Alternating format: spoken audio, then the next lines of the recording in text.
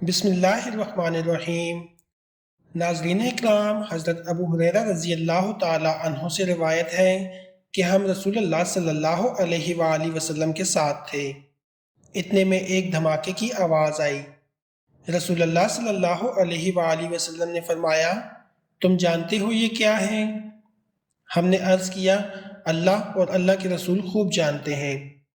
رسول اللہ صلی اللہ علیہ وآلہ وسلم نے فرمایا، ایک پتھر ہے جو جہنم میں پھینکا گیا تھا 70 برس پہلے، اب اس کی تہہ میں جا کے پہنچا۔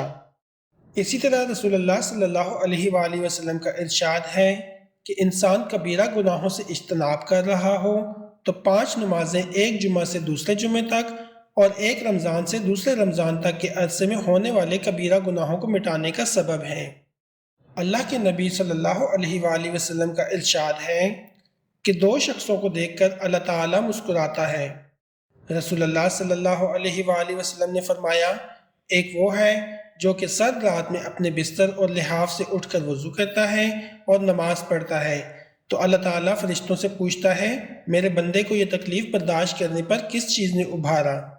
فرشتے جواب دیتے ہیں کہ تیری رحمت کا امیدوار ہے اور تیرے عذاب سے ڈرتا ہے۔ اللہ تعالیٰ فرشتوں سے فرماتا ہے کہ گواہ ہو جاؤ، اس کی امیدیں پوری کر دی ہیں۔